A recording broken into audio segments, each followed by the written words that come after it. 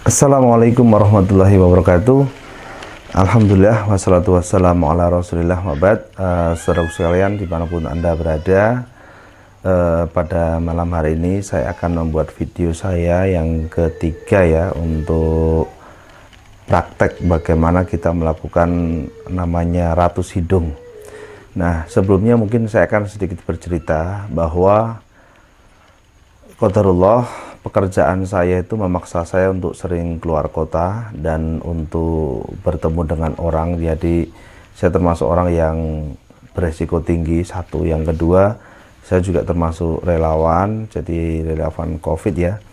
Artinya ketika ada beberapa teman-teman atau saudara saya, baik itu tetangga maupun yang saya bisa jangkau, dia terpapar positif gitu ya, selama ini mau tidak mau ya saya lakukan dengan ikhlas, insya Allah. Semoga ini menjadi amal kebaikan. Saya juga datengin mereka dengan tujuan untuk meningkatkan semangat mereka, dan juga mungkin ya memang tugasnya seorang relawan ya harus seperti itu. Mau tidak mau ya kita harus menyiapkan makannya ataupun yang lainnya lah.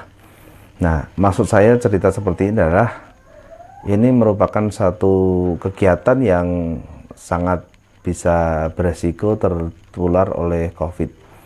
Nah, waktu itu bulan Agustus ya, saya bertamu di salah satu teman, qadarullah ternyata beliau itu lagi karantina ya, beliau terpapar.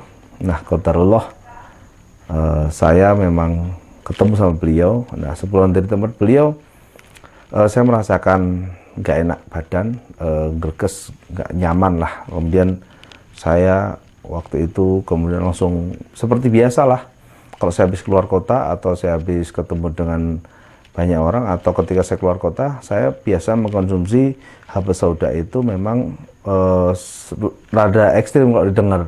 Satu hari bisa 21 kapsul. Jadi saya pagi minum 7, siang minum 7, malam minum 7 kapsul, seperti itu. Dan juga selain itu saya punya kebiasaan mengkonsumsi madu ya. Saya mengkonsumsi madu. Saya kalau konsumsi madu itu saya bisa mungkin saya selama pandemi ini ya, itu untuk keluarga saya, ibu saya, mertua, sama adik ya, sama kakak ya, itu habisnya mungkin sudah sampai bulan ini sudah ya sekitar hampir 80 kilo lah, seperti itu.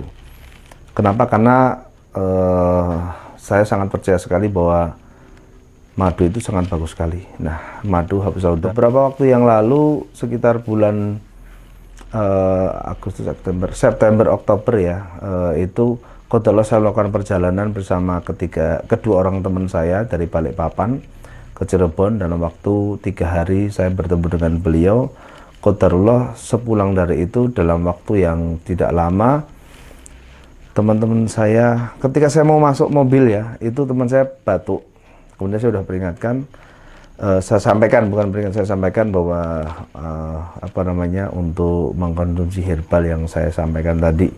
Qadarullah karena beliau tidak terbiasa minum,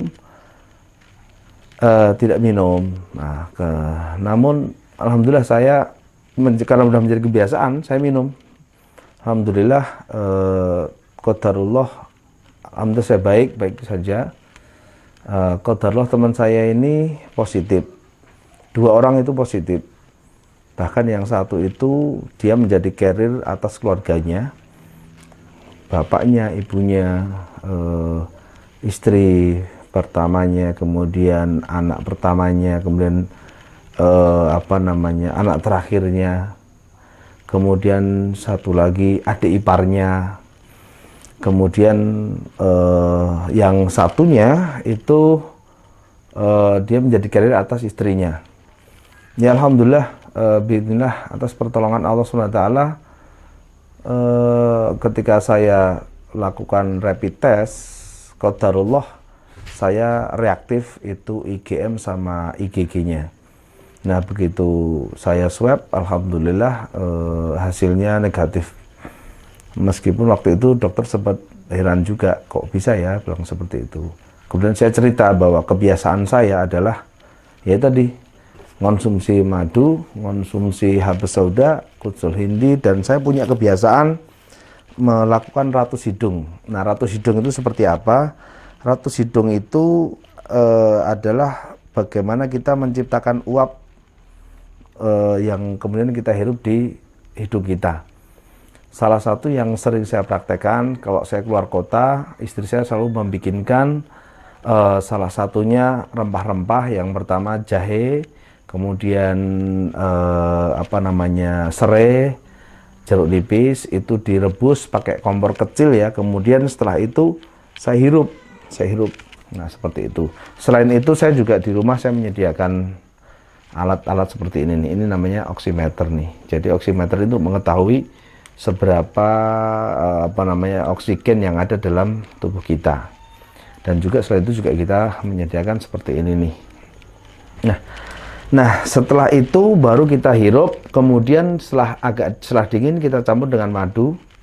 Saya pakai madu, saya campur dengan madu, kemudian setelah itu baru kita minum. Nah, itu salah satu contoh ratus hidung. Nah, ada ratus hidung lagi yang sekarang sudah banyak yang bikin video, dan saya ini saya bikin video yang ketiga kali ya. Ada caranya dengan seperti ini nih. Dengan tisu kita gunting. Kemudian ini nih, kita setelah rapi ya, guntingnya seperti ini. Kemudian kita pelintir seperti ini nih. Nah, kita linting ya, cara bahasa Jawanya. Kita linting, kita rapikan. Kenapa kita rapikan? Karena ini kalau tidak dirapikan nanti akan memicu hidung ini terasa geli, dan kemudian nggak mau make atau bersih karena bersin. Padahal sebenarnya kalau ketika kita lagi pilek, bersin itu bagus karena dia bisa mengakibatkan lancarnya paru-paru lah. Secara teori seperti itu. Nah, setelah kita linting rapi, lalu pakai minyak kayu putih. Nah, sederhana sekali. Saya sendiri sebenarnya nggak tahu ya, ini teorinya seperti apa, menurut kacamata kedokteran bagaimana saya nggak paham. Tapi yang jelas seperti ini sudah kita praktekkan, dan untuk mengatasi seseorang yang dia susah bernafas, kami praktekkan sudah lama dan bertahun-tahun. Belum ada COVID waktu itu. Jadi kalau orang pingsan, dia sesak nafasnya tuh. Nah, bisa siuman, bisa kita langkah untuk membuat dia siuman. Sering kita tekan bawah hidung ini pakai seperti ini. Nah, setelah kita kasih minyak, kemudian kasih ini. Nah, kita masukkan seperti ini. Nah, seperti ini. Lalu berapa lama ya? Kalau bicara berapa lama, saya sendiri nggak tahu. Tapi yang jelas kalau saya merasakan nggak nyaman, saya lakukan seperti ini dalam waktu ya bisa lama. Kadang-kadang kalau saya begitu dari pertemuan dengan orang, kumpul dengan orang, nah kalau saya lupa pakai masker, saya masuk mobil mesti saya seperti itu. Jadi mobil saya itu pasti ada tisu, ada gunting, dan juga ada minyak kayu putih. Saya mau cerita sedikit. Dari 2 orang yang kemarin itu positif, kemudian dia masuk ke ICU, kemudian saya suruh terapi seperti ini, karena dia tidak terbiasa ya, jadi atas alasan apa saya nggak tahu, tidak terbiasa, beliau tidak praktekkan. Nah, kemarin ketemu sama saya, masih positif. Jadi dia keluar dari ICU itu 2 minggu, kemudian keluar itu masih positif, terus kemudian dicek lagi kemarin, hasilnya masih positif, kemudian bercerita kepada saya bahwa paru-paru saya ini menurut dokter itu sudah rusak sebelah. Jadi kalau saya kecapean, nafasnya masih ngas-ngas, masih seperti itu. Nah, dalam keadaan seperti itu saya tanya, kamu sudah praktekin belum cara yang saya sampaikan kemarin ratus itu? Saya bilang itu kan. Dia bilang belum. Nah, coba dulu, saya seperti itu. Kemudian dia nggak mau, akhirnya saya paksa. Udah saya bikinkan, saya bilang seperti itu. Saya bikinkan, kemudian langsung saya suruh nyoba. Dan Masya Allah, beliau menyaksikan sendiri dan sampai menyampaikan kepada saya, insya Allah nanti semoga beliau mau menjadi testimoni ya. Kemudian dia mengatakan, Masya Allah ya, enak sekali ya kalau kayak. Satu lagi yang Masya Allah itu, saya punya teman, dia bikin rempah-rempah dari, namanya Mas Eko.